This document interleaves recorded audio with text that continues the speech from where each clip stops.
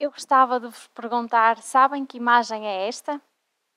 Esta imagem fui eu que simplesmente fiz um prompt com instruções e o DALL-E criou totalmente com inteligência artificial. Coloquei simplesmente vou dar uma palestra no TEDx em Lisboa, no Time Out Market, para uma audiência de executivos a falar de inteligência artificial. E o que é que acham? Ficou bem. Eu não sabia que era numa sala privada, por isso o problema foi meu. Reproduziu muito bem o Time Out Market, reproduziu muito bem a audiência de executivos. Não temos muita paridade de género ainda na imagem. Aqui foi exatamente onde ele mais errou. Eu não sou exatamente eu, mas sou muito parecida. Não sei como é que ele adivinhou que eu vinha de vestido preto. Foi ao contrário. E, efetivamente, temos uma imagem de inteligência artificial. Sabem quando é que foi cunhado o termo de inteligência artificial? Foi em 1956 por John McCarthy, o pai da inteligência artificial. Visionário, na altura, e só muito mais tarde, em 1980, é que nós conseguimos ter os primeiros modelos da gênese da inteligência artificial, os designados sistemas inteligentes de apoio à decisão. Só em 2010 conseguimos ter capacidade para fazer previsões no tempo, de acordo com um conjunto de dados históricos, conseguimos prever no futuro fenómenos, comportamentos, uma tecnologia que nós designamos por Machine Learning, e em 2015 conseguimos, na realidade, trabalhar um conjunto muito grande de informação com tecnologias como o Deep Learning e as redes neuronais. E se até aqui só alguns de nós tinham ouvido falar de inteligência artificial, a partir de 2022 todos nós ouvimos falar de inteligência artificial com o aparecimento do ChatGPT e com o Generative AI. Todos nós tivemos acesso a podermos utilizar o ChatGPT. Na realidade, trouxe-nos um conjunto de casos de utilização que até então não conseguiríamos resolver e uma capacidade muito grande de trabalhar dados que até então não éramos tão proficientes, dados como texto, dados como imagem e dados como vídeo. Queria partilhar convosco uma história, que é, eu defendi o meu doutoramento em 2012 na Faculdade de Engenharia da Universidade do Porto. Além disso, tive 3 anos também a fazer um pós-doc que me levou à Inglaterra, a Londres, ao Imperial College London, e trabalhei com vários exemplos. Trabalhei com otimização de eficiência, avaliação de produtividade nas organizações, com previsão de falência de organizações, com previsão de consumo espacial de energia na cidade de Londres e estudava muito na altura, publicava muitos artigos científicos e muita gente da minha família me perguntavam em que é que eu trabalhava. E eu respondia, mas achava que no dia em que me vissem a defender a tese de doutoramento, iriam perceber em que é que eu efetivamente trabalhava. Mas não. Ainda hoje me perguntam em que é que eu trabalho. E então, para desmistificar um bocadinho, queria partilhar convosco vários exemplos e casos de aplicação que nós vamos tendo em diferentes setores. Na área do retalho, já trabalhamos há muitos anos com técnicas de inteligência artificial para desenvolvermos sistemas de recomendação de produtos e serviços, como são usados pela Amazon, pela Netflix, o motor de preços dinâmicos que apresentam um preço de acordo com o comportamento do cliente ou com o comportamento da concorrência, a capacidade de identificarmos clientes que vão perder o envolvimento com as nossas organizações, clientes que vão entrar em churn. Temos na banca muitos exemplos também, como conseguimos prever se um cliente vai ter ou não vai ter um crédito, se conseguimos prever se vai incumprir um determinado pagamento, ou se até vamos conseguir prever um episódio de fraude ou clientes fraudulentos. Temos casos paradigmáticos na área da saúde, como muitos modelos que ajudam neste momento o clínico a tomar uma decisão e a fazer um determinado diagnóstico. empresas, por exemplo, portuguesas muito reconhecida, que desenvolveu um dispositivo que nós conseguimos colocar na cabeça, lê o pensamento e consegue transcrevê-lo em texto e em voz para doentes que perderam a capacidade de comunicar. Temos exemplos na educação, como o Ken Amigo, que é um tutor personalizado que permite ajudar os docentes a planear melhor as aulas em determinados conteúdos. Temos na indústria a manutenção preventiva, o controle de qualidade, toda a componente de process mining e depois temos exemplos que são transversais a todos os setores, como os assistentes virtuais que hoje ganharam um poder enorme com o Generative AI, de conseguirmos que os utentes comuniquem com produtos e serviços de uma forma muito interativa e com uma boa experiência, automatização de processos e otimização de processos, análise de sentimento e satisfação de utentes. E o que nós vemos é que Generative AI, efetivamente, ainda nos abriu um conjunto de casos mais alargados que nós conseguimos resolver. No final do ano passado, a McKinsey lançou um relatório que fazia o estado da arte de utilização de Generative AI. Identificou os principais casos de aplicação. Um deles, sem dúvida, a produtividade individual. Nós todos temos que utilizar o ChatGPT ou um GPT para os nossos trabalhos e as nossas tarefas do dia a dia. Podemos utilizar para fazer depuração de código, brainstorming, benchmarking, a dimensão da eficiência operacional, por ser uma tecnologia que permite sumarização de documentos, extrair dados de documentos, fazer validação documental, a área da geração de conteúdo, não só para uma componente criativa de marketing, mas também para uma componente técnica de geração de relatórios. Os copilots que nós conseguimos hoje tirar informação de documentos com algumas perguntas ou até fazer questões em dashboards e ele dá-nos a resposta, o que nós sabemos é que está a evoluir muito rapidamente. Desde o início do ano tivemos modelos novos. Hoje já conseguimos, com base num conjunto de instruções, num GPT, gerar música criada artificialmente, gerar vídeos. A semana passada surgiu o ChatGPT 4o, que não só lê comandos de texto, mas como já percebe também voz e dá-nos respostas. Conseguimos hoje modelos que em 15 segundos de gravação de uma voz reproduzir um diálogo nessa mesma voz, nunca antes proferido com ela. E o que nós vemos é que, efetivamente, a própria interação entre a tecnologia e a inteligência artificial está a mudar.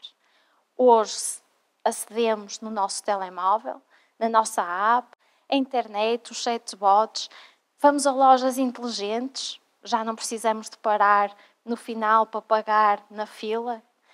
Temos drones, temos veículos autónomos, temos robôs avançados, cyborgs, mas como é que vai ser o futuro? Será que vai ser muito mais uma componente de virtualização da realidade através de tecnologias como o metaverso ou até a realidade aumentada do spatial computing? Vamos ter dispositivos externos que colocamos, que recolhem todos os nossos dados e que se calhar nos vão conhecer melhor do que a nós próprios? Será que vamos implantar os próprios chips no nosso cérebro? Não sabemos. Sabemos que está tudo a avançar rapidamente, estão a surgir muitos casos de utilização e a questão que eu faço é, então, e porquê que os níveis de adoção de tecnologia nas organizações é tão baixo? A Gartner diz que aproximadamente 75% dos casos de aplicação de inteligência artificial não são bem sucedidos no dia a dia. E gostava de fazer convosco uma reflexão acerca disso. Eu identifico 4 principais razões. A primeira são os dados.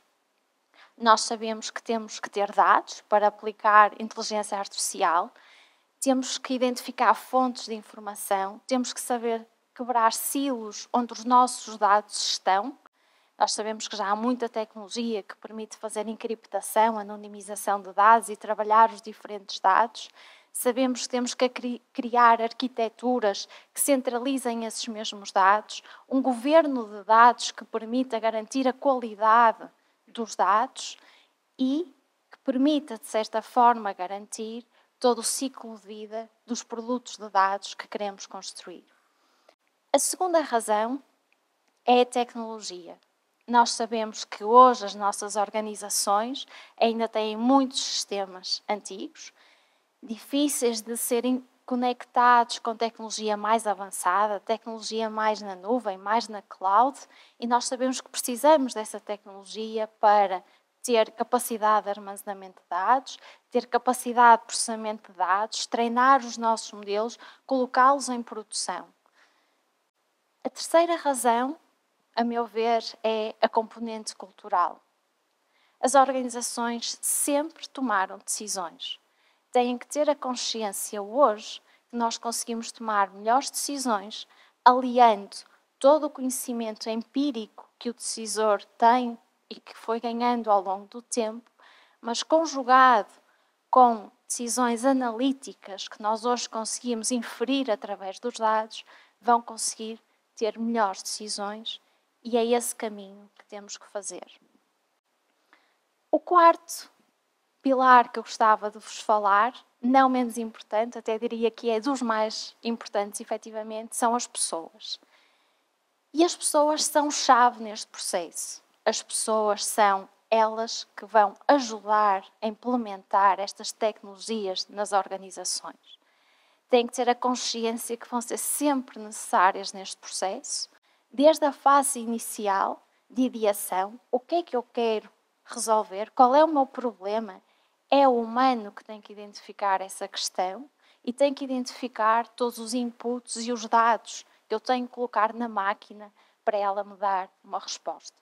Provavelmente não vamos ser tão necessários na fase de execução, as máquinas vão nos superar aí, mas voltamos a ser cruciais em toda a fase de validação dos outputs dos modelos. Se esses outputs fazem ou não tração à realidade. Se as respostas que o modelo me dá estão ou não estão a alucinar. Temos que conseguir capacitar as pessoas desse sentido crítico e dessa análise crítica dos modelos, e esses são exatamente os skills essenciais hoje. Hoje, nós temos tecnologia de inteligência artificial que apenas tem o superpoder de aumentar a inteligência humana. Queria partilhar convosco uma metodologia que ao longo da minha experiência me levou a ter casos de aplicação de inteligência artificial bem-sucedidos dentro das organizações. Se quiserem ver também, foi publicado um estudo da Harvard Business Review este ano, com o mote de se as organizações estão ou não preparadas para implementar a inteligência artificial e a Generative AI. Eu acredito vivamente que tudo começa na identificação do problema certo. Temos que ter a questão clara do que é que nós vamos trabalhar. E temos que fazer isso sempre com todas as stakeholders envolvidos que nos permitem ter uma visão mais holística desse problema. O segundo é a recolha dos dados necessários para resolver, então, esse problema. O terceiro é, eu tenho que identificar a tecnologia e a ferramenta correta para resolver o meu problema. Hoje, o nosso trabalho há tantos algoritmos, há tantos modelos, que temos que ter um trabalho iterativo de perceber qual é o que se ajusta melhor aos nossos dados e o que melhor tiver um desempenho é esse que vai ser a solução que nós vamos desenvolver. Muito crítico aqui conseguirmos criar provas de conceito. Provas de conceito que nos vão ajudar a trazer para este processo todos os stakeholders, a tornar um modelo explicável para os diferentes stakeholders e perceber se realmente está a ter tração ou não na realidade. Só depois de analisar este contexto é que nós conseguimos pôr em produção os nossos modelos, escalá-los e eventualmente até a todos os nossos clientes. Muito crítico, não podemos esquecer de criar rotinas que vão fazer a monitorização destes modelos, quer do ponto de vista teórico, quer de retorno, enquanto os KPIs que eu defini para a avaliação estão ou não estão a ser alcançados. O importante aqui é comecem. Não esperem por ter a casa toda arrumada, não esperem por ter todos os dados centralizados. Nós sabemos que muitas vezes, ao adicionar um dado, o que nós vamos ganhar é muito marginal enquanto output do modelo. Temos é que lançar um protótipo, temos é que trabalhar sobre metodologias ágeis que me vão permitir melhorar essa solução ao longo do tempo. Não podemos é ficar de fora desta corrida. E por último, pergunto-vos, onde é que nós vamos parar nesta corrida? Será que vamos alcançar a Artificial General Intelligence? Será que vamos ter tecnologia que vai conseguir alcançar todas as capacidades do humano e até ultrapassá-las? Será que vamos passar alguma vez no teste de Turing, preconizado em 1950, em que haveria de chegar o dia em que nós não conseguimos distinguir um humano de uma máquina? Não sabemos. Há quem diga que nunca vamos lá chegar, ou por uma questão de tecnologia, ou por uma questão de regulamentação. E ainda ouvimos nas notícias esta semana que foi aprovada na União Europeia a primeira lei da inteligência artificial, com base num conjunto de regras, numa lógica de risco de utilização da tecnologia baixo, médio, alto e inaceitável. Há quem diga que vamos lá chegar em 2300. Rodney Brooks, o pai da robótica, professor no MIT, ou há quem diga que nós vamos lá chegar antes de 2030, tal como preconizado por Sam Altman, o CEO da OpenAI. E com isto pergunto-vos, e afinal, em que é que eu trabalho? Obrigada.